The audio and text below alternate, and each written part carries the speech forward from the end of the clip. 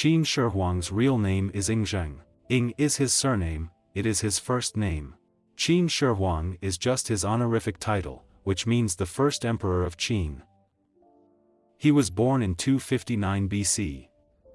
It was an ancient era, but his life had a profound impact on Chinese history. Yingzheng was born in a complicated era. At that time, China had not yet become a unified country, but was composed of many warring states. These countries often engage in wars and strife. Yingzheng's father was the king of Qin. He died when Yingzheng was 13 years old, which forced Yingzheng to rule Qin at a very young age. You can imagine how difficult and stressful it is for a 13-year-old boy to suddenly start managing a big country. But Yingzheng was not crushed. On the contrary, through his own efforts and wisdom, he successfully ruled the kingdom of Qin, and later unified the entire China, becoming the first emperor in Chinese history. During his reign, he carried out many major reforms, which had a profound impact on Chinese history and culture. Although his way of ruling has caused a lot of controversy, his achievements and influence are undeniable, so Yingzheng's personal background is like this. He is a person who has taken on heavy responsibilities since he was a child and finally successfully completed a great mission. His life was full of challenges and battles, but he successfully changed Chinese history with his own wisdom and strength. First of all, we must understand that Qin Shi Huang Yingzheng did not intend to unify the six kingdoms from the beginning. He gradually formed this idea. Seeing the constant fighting and killing between countries, he believes that only by uniting all countries can lasting peace be achieved. So he began to formulate a strategy, ready to achieve this great goal step by step. He first chose South Korea as his first goal. South Korea is the weakest of the six countries and the easiest to attack. He sent his own army, quickly broke through South Korea's defense line, and then annexed South Korea, but he was not satisfied. Next, he pointed the finger at Zhao Guo. Although Zhao's army was strong, Yingzheng had a careful plan. He first sent his spies, mixed into Zhao, understood Zhao's defense line, and then chose the weakest place to attack. In the end, Zhao also fell under his attack. Next, his goal is Wei. Although Wei had a large population and vast land, its politics were corrupt and its people were dissatisfied. This provided Yingzheng with an opportunity. The troops he sent not only attacked the city, but also claimed that they were here to liberate the people and fight corruption. At their instigation, the people of Wei began to rebel against their country. In the end, Wei was also captured by him. Finally, he attacked Chu. Chu is the largest of the six kingdoms, with a strong army and rich resources, but Yingzheng was not intimidated. He sent his own elite troops, used advanced weapons and tactics to break through Chu's defense line, and finally successfully occupied Chu's capital and completed the conquest of Chu.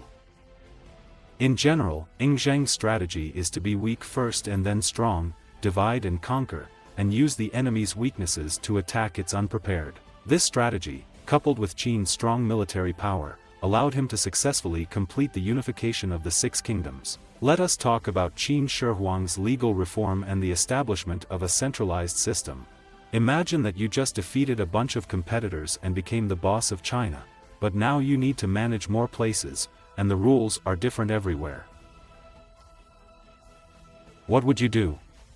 Qin Shi Huang encountered such a problem. After he conquered six countries, there were so many things to deal with all of a sudden. Some of these countries use oracle bones, some use gold texts, some weights and measures are based on rulers, and some are based on accounts. Messy. Qin Shi Huang had a big head, so he decided to unify all the rules. He first changed all the countries into counties, which were managed by officials appointed by him. The days when princes could do whatever they wanted in the past are gone all of a sudden. Now you have to listen to him, and all power is concentrated in his hands. This is called centralization. Then he unified the laws of the country. No matter which country you are from, now you have to act in accordance with the laws of Qin Shi Huang, so that no matter where you are, you know what to do, and you won't know what to do just because you go somewhere else. For Qin Shi Huang, these reforms are like redrawing boundaries and setting rules on the land he just won, so that he can better manage this great country and ensure that everyone listens to him.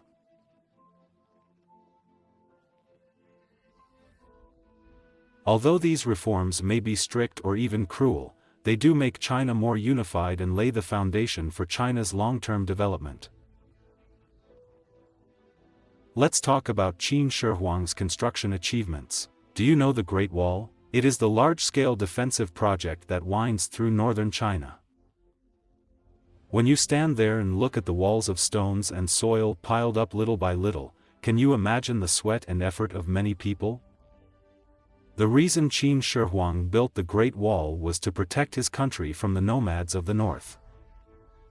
During his reign, the length of the Great Wall was approximately 5,000 kilometers. These magnificent defensive lines meander between the mountains like a dragon, showing the Qin dynasty's powerful military power and technical capabilities. The second major construction is Xianyang, which is the capital of Qin Shi Huang. He invested a lot of resources to build this city into a majestic city. There are magnificent palaces, strict defensive facilities, bustling markets and numerous arsenals, showing Qin Shi Huang's ambition. Xianyang became the political, economic and cultural center of the Qin dynasty, demonstrating Qin Shi Huang's unique leadership style. Let's talk about the famous Qin Road built by Qin Shi Huang. This is an avenue of several hundred kilometers long, which connects the southwest of China's Central Plains River, which is very important for army marching and commercial trade. You can imagine the Qin army marching on this avenue, merchants carrying goods to and fro.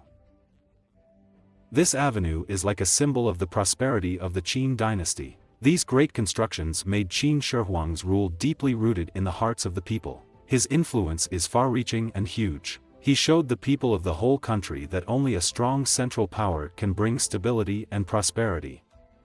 Although these constructions were costly, they did lay a solid foundation for the stability and development of the Qin dynasty. The other is the terracotta warriors and horses, which are a lot of pottery statues of soldiers and horses. They were found in the tomb of Qin Shi Huang.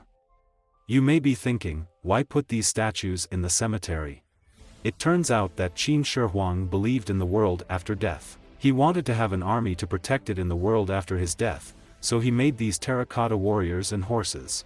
The scale of this terracotta army is super large. It is estimated that there are about 8,000 pottery statues of soldiers, as well as cars and horses, nuclear weapons, etc. The size, shape, expression, and even costumes of these statues are all different, just like a real army. You can imagine the statues of soldiers with various weapons and different demeanor lined up there. That must be a spectacular sight. You might ask, how did Qin Shi Huang do this? Thanks to his craftsmen. Some of these craftsmen are responsible for making, some are responsible for firing, and some are responsible for painting. Only by performing their respective duties can they complete such a big project. Qin Shi Huang's terracotta warriors and horses are a manifestation of his pursuit of eternal life. Although we now know that this is impossible, these terracotta warriors and horses have indeed left us a valuable historical heritage, allowing us to directly see the life and artistic style of the Qin dynasty. This is a priceless treasure. Finally, you know that Qin Shi Huang is a person who wants full control. He didn't want any ideas to challenge his authority, so he did a big thing that shocked the world, that is, burned all books except agriculture, medicine, divination, history, and astronomy. This happened about 213 BC. He doesn't even stop there. He also executed about 460 Confucian scholars. This is what we call Confucianism. He wants to eliminate the diversity of ideas in this way and make everyone accept his authority. This was obviously an extreme move, which caused people to be deeply dissatisfied with the Qin dynasty. Next, let's talk about Qin Shi Huang's quest for immortality. You can imagine how afraid of death and longing for immortality is this person who has been pursuing eternal life all his life. He even ordered his ministers to look for various mysterious herbs and elixirs. According to records, he even ate a poisonous mercury preparation, hoping to get eternal life through this method. However, ironically, this may have directly led to his death. In general, burning books and seeking immortality reflect Qin Shi Huang's unique character and governing philosophy. Although these behaviors do have some negative effects, they also provide us with an important perspective on the first emperor in Chinese history. The character Qin Shi Huang is simply a movie full of drama. His life is full of struggles and adventures. He realized his dream like a hero, unified the 6 divided countries under his hands, and created the first truly centralized country in Chinese history. This move has had an unimaginable impact on Chinese history. Qin Shi Huang left us more than that. His legal reform and the establishment of a centralized system have set China on a brand new path. He also left behind some stunning buildings, such as the Great Wall and the terracotta warriors and horses. These are the treasures of Chinese history and culture, as well as China's important contributions to the world. However, Qin Shi Huang's life was not only glamorous. Although his book-burning cynicism and adventurous behavior in pursuit of immortality show his firmness and love for life, it also brings some problems that we cannot ignore. These actions warn us that excessive concentration of power and too extreme personal pursuit can bring great disasters. In general, the character Qin Shi Huang is like an epic movie, with both heroic greatness and thought-provoking warnings. His story shows us how important the unity of a country is, but it also reminds us to be careful about the use of power and the extreme pursuit of individuals. His life is both a lesson and a revelation for us.